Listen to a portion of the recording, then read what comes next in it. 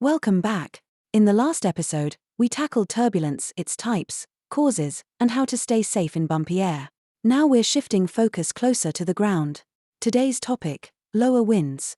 We'll explore how surface winds behave, what affects them, and how they impact takeoff, landing, and low-level flight.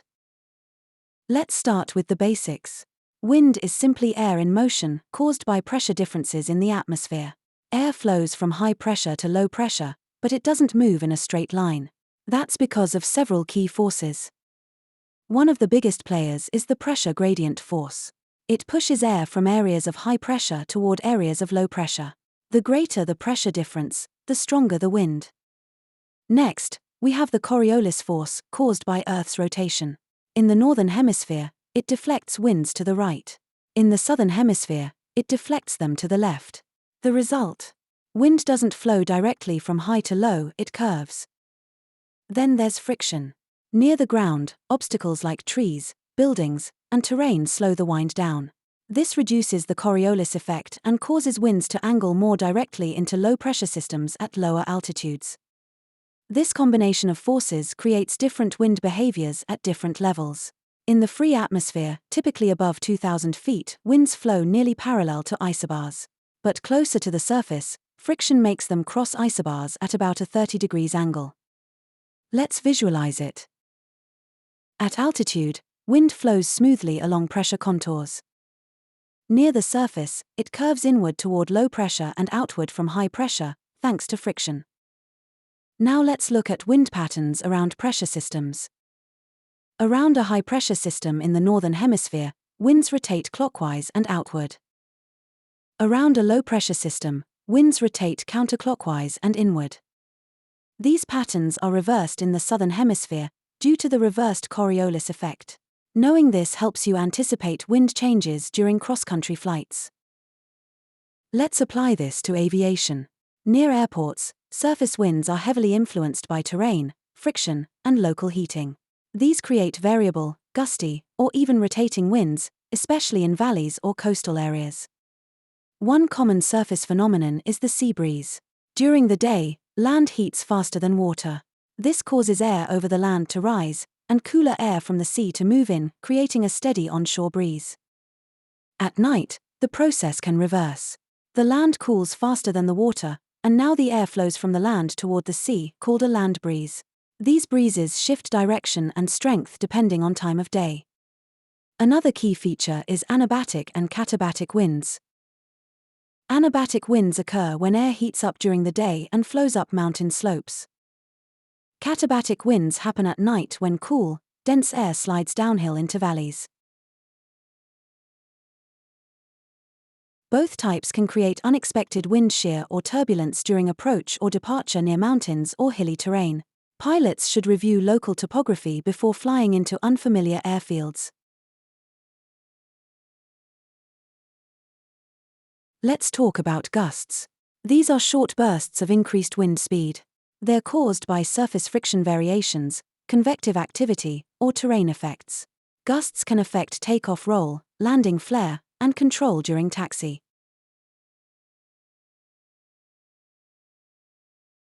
Gusty conditions are often reported in METARs as G, for example, 24015 G 25 kT means a steady wind of 15 knots from 240 degrees, gusting to 25 knots. Always account for the gust factor in your rotation and approach speeds. Next, wind shear, a sudden change in wind speed or direction over a short distance. It can happen horizontally or vertically, and it's especially dangerous during low-level flight, takeoff, or approach.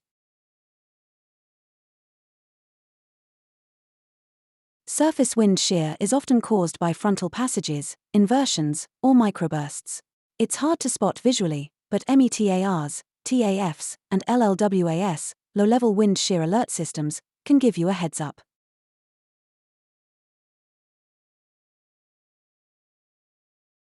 Let's not forget terrain-induced winds. Hills, valleys, and obstacles can create wind tunnels, eddies, or rotors near runways. These localized effects can make a calm forecast feel much more dynamic on short final. Also, Urban areas can distort wind flow. Buildings channel wind into narrow corridors, called urban canyons, that accelerate and swirl air unpredictably. This is common at airports near large cities. Next, the gradient wind. This is the actual wind that results from a balance between the pressure gradient force and the Coriolis effect, typically observed above the friction layer. It helps pilots understand general wind direction and speed trends aloft. And there's geostrophic wind, a theoretical wind that flows perfectly parallel to isobars, unaffected by friction. It's a helpful concept for analyzing upper-level wind charts and planning high-altitude cruise levels. At the surface, we also encounter converging and diverging winds. Winds converge into low-pressure areas, causing air to rise and potentially form clouds. Winds diverge from high-pressure systems, causing sinking, drying air and clear skies. This explains why calm surface winds and high pressure often bring stable weather, while shifting surface winds and low pressure suggest rising air and potential for storms. Let's do a real-world example. You're flying into an airport near a lake on a hot summer afternoon. You notice wind shifting from offshore to onshore during your descent. That's a sea breeze front, and it may bring turbulence, shear, or a crosswind landing.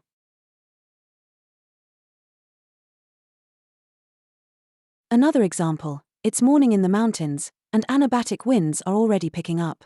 Expect updrafts along slopes and possibly unexpected lift or drift near the terrain, especially on final approach or during low passes.